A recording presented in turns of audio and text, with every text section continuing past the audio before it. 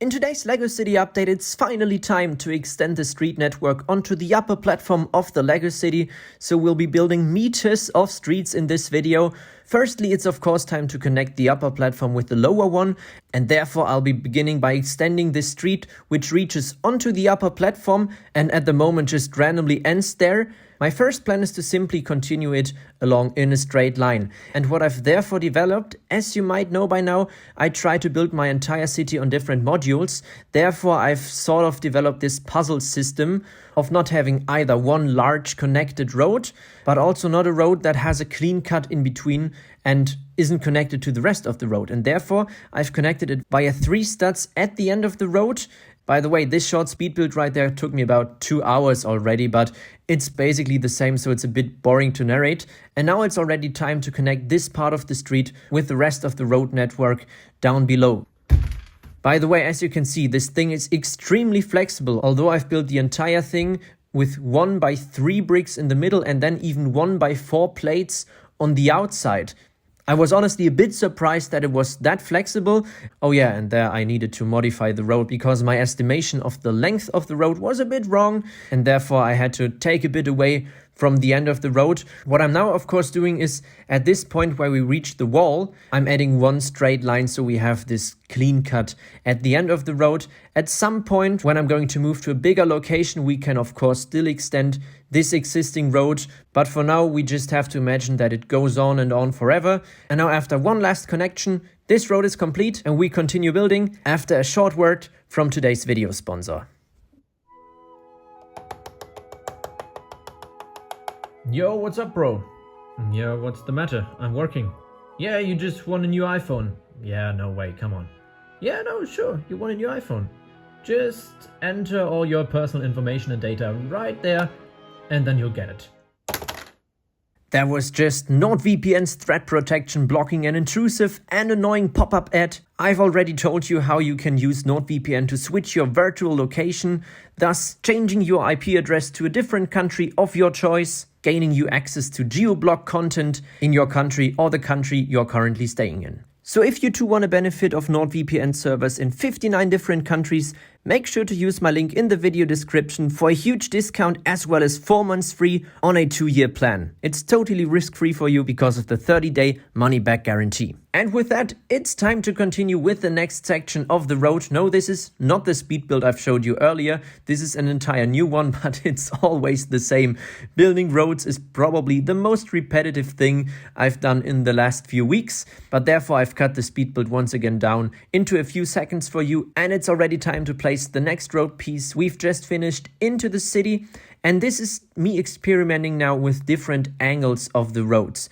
I wanted to get rid of this sort of squared pattern I'm having across the LEGO City. Obviously, you have to build along the studs, and therefore this is now the challenge I have for the upper platform. I want to break this sort of grid structure you otherwise have in LEGO cities, and therefore I'm now experimenting with adding angles to my roads, because I think that will make the city look so much more interesting, but of course on the other hand is much more complicated.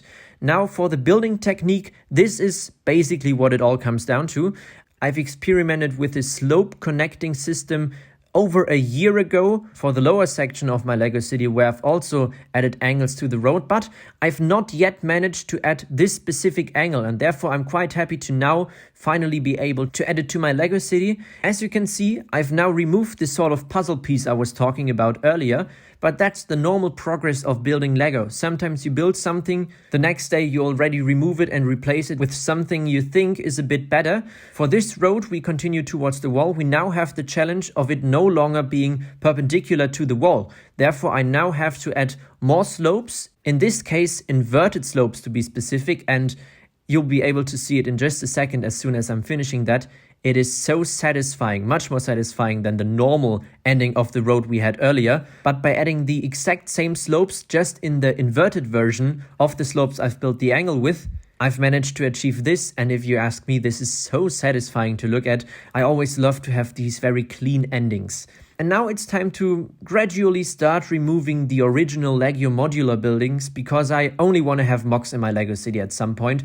But the modular buildings, in fact, come in quite handy from time to time when it comes to testing out the possible positioning of future mock buildings. And therefore, I'm still leaving them in the city for now, but I'm not integrating them into the layout because, as I've mentioned it earlier, I don't think there's any skill involved with just randomly placing modular buildings into a city. I want to have the entire thing fully designed myself. Now, for this road section right there, this is still easy to integrate into the city because it's still a straight line. As soon as we reach the angle, this will be much more difficult at some point, but that's something to worry about in future updates. For now, I just wanted to finish off this last module right there, and also for now, I'm still placing original modular buildings right there because I still like these 16 stud modular buildings and they fit into the Lego city quite well. So for now, I'm temporarily at least leaving them there. And with all the road building going on so far, I think it's time to take a look at it from a live perspective to also get an idea of what I'm planning for the future of this upper platform. So first of all, in case you were wondering what's going on with this road leading into, well, nothing at the moment, I was either thinking of adding another angle, bringing it back to the exact positioning of the studs, and now adding some sort of bridge right here and then just cutting the bridge off for now at least. Or the other possibility would be to move the street further towards the wall, and then in future I'm planning on extending the city in the next location, of course. In the future, I'm planning on extending the city right there in this L shape. I've also done it with on this side right here. So from the L we currently have, I'm now planning on transforming it into a sort of U shape at some point. But this is all in the distant future at the moment. Then when it comes to the buildings, onto this T-crossing section right there, I want to add the fire brigade at some point where currently my police station mock is placed, because I think that's quite a good spot. At crossings you normally have fire brigades because that's then the best position to reach every single street as fast as possible. And of course I want to use the angle to now also place different modules at this exact same angle as the roads are being placed in.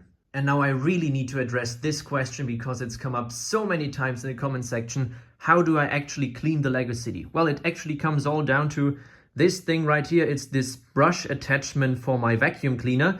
And I can also blend in a short video right now, because what I'm always doing, also when I started filming this update video right now, as soon as I'm reaching sections of my Lego city where I haven't built for a few weeks or months or whatever, I'm always vacuuming the entire thing before filming the update. So everything's nice and shiny in the video, of course. And on the other hand, that's obviously something I have to do from time to time. But it's not as if I have some sort of big cleaning day once a month or something where I clean the entire Lego city at once.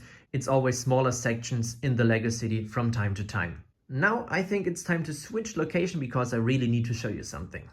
And now guys, look what just arrived today all the way from the US. It's the silver play button. Well, it's firstly a letter, and apparently it's packed and taken care of by Rick. All right. And now let's take all this apart, and there it is, the silver play button presented to Brickcrafts.